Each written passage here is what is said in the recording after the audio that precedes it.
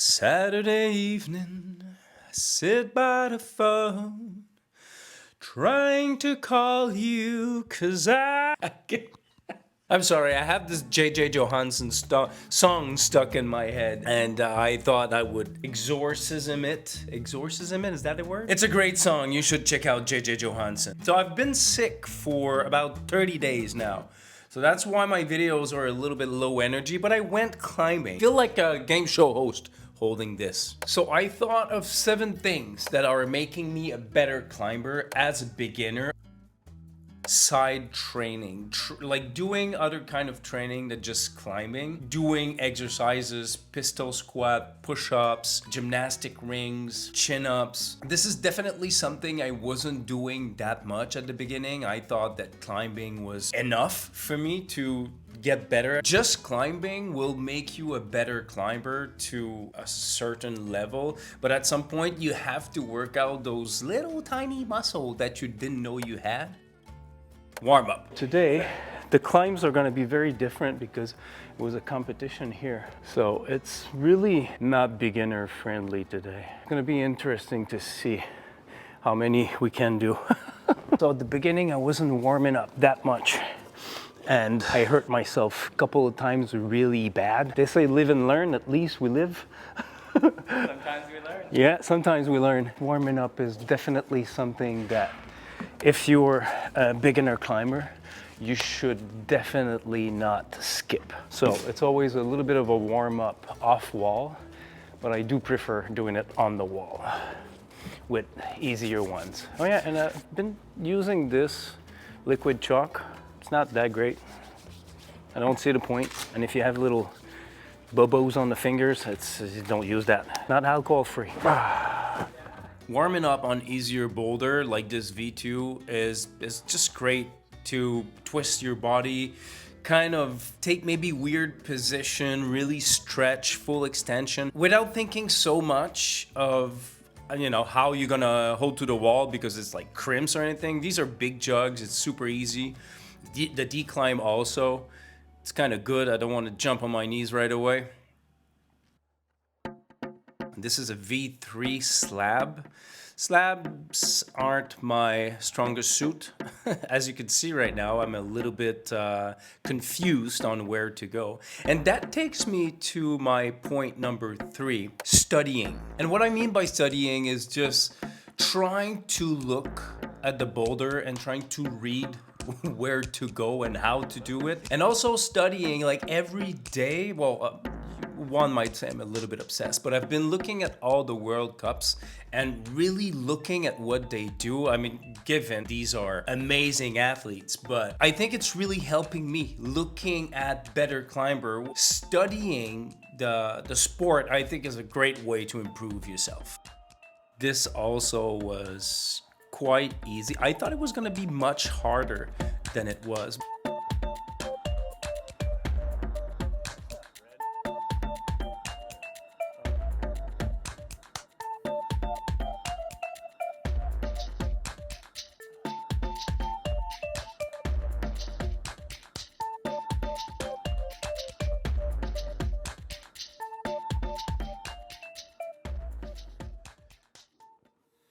Second try of that V3. I hate those fucking things. The third thing that is making me a better climber is mindset. If you think you can't climb something, you probably won't be able to. Like me being negative at the beginning, looking at something that I don't like, it's just, I'm not comfortable yet with them. I was very tired that session and I said something like, oh, I suck today, I'm not good. And a guy said, it's not that you're not good, you don't perform as well as usual. And I thought that was a great mindset switch.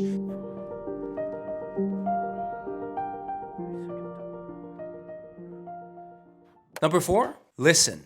One, I think, well, the way I did it at least, is you do a foot swap on this one, and then after that, you just have to keep crossing your feet. So that you're not like doing any more foot swaps after that. Yeah, they look pretty good, yeah. I think I tried it about 5 times. I decided to speed this one up because it took forever.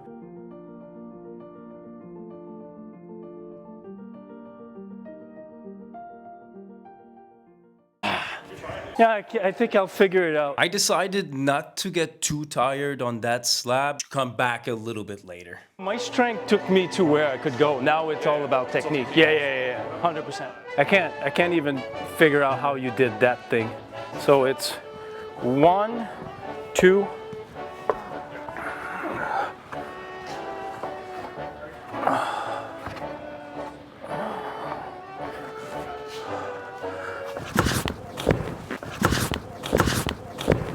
Not a big fan of dynos as well. That was the first time I was trying a move like this, and you know, there's one rule when you put your foot on a volume at something slanting that much, is you need to put as much weight as fast as possible, and your heel needs to be lower than your toes in most cases. And I did not do that. Well, like I said, today I knew it was gonna be hard, but I have a hard time with the V5 and the V4s today. This is a V5. This was my second try. And this little part, that was the hard part of the boulder, is just to go on that volume. The rest was pretty straightforward.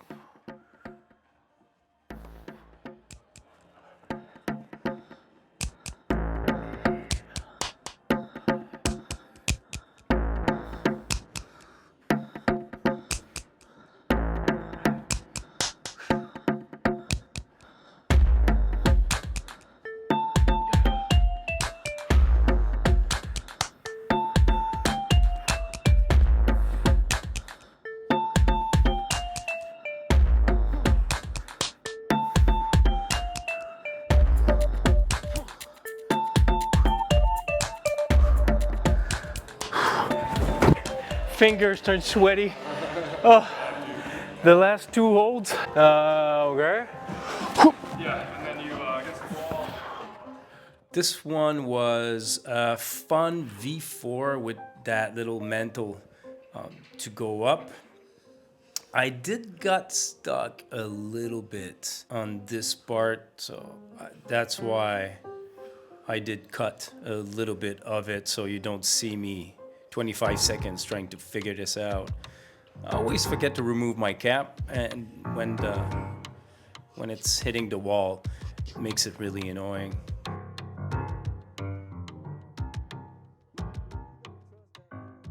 So what do we got so far?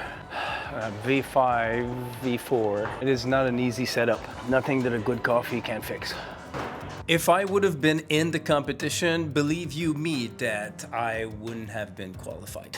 Établir la position de départ. C'est ça le challenge. Okay. So this is one of my colleague climber that was telling me if I could just do the first position, he would offer me a coffee because it was a hard one.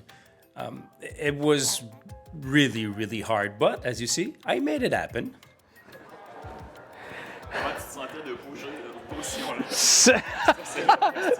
He was telling me that, okay, sure, you established the first position, but how did you feel about moving from there? And I have to admit, I just couldn't move. I was just stuck there. This was a super fun V4. This is definitely my strong suit, really focused on strength in your back and your pinch. That part where I was completely lying like this is a little bit scary. Super fun boulder.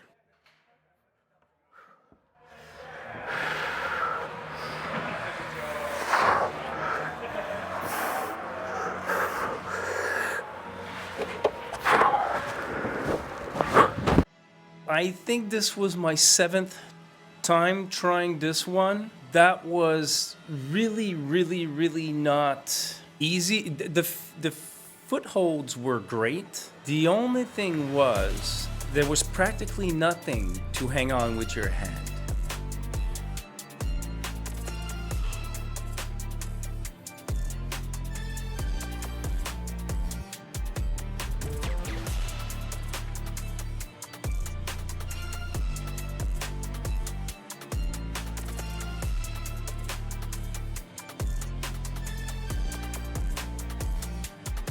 This was very stressful. Like this part right there.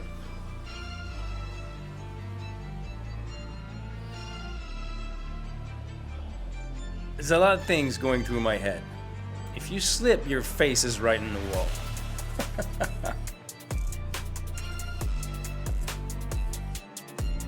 And you can't see that hole. You have to kind of, you know, blindly guess where it is. And you really have to trust that little crimp.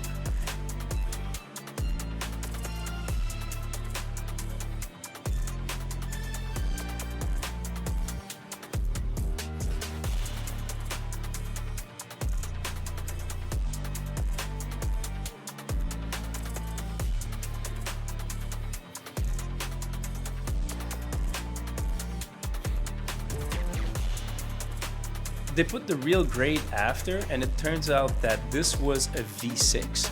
So I actually finished my first V6 slab. So in my short climber's career right now, I managed to do 3 V6s.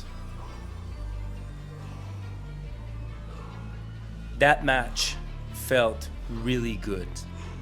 And that 2-minute felt forever. That's a good ending.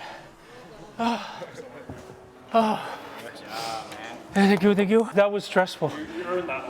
That was the end of that session. It was a hard session, but it was a very fun session. One more thing that it's making me a better climber. It's gonna seem super obvious. Climb as much as possible. I think a lot of people start training like fingerboards and start doing that, what we said at the beginning, to just do exercises to be stronger.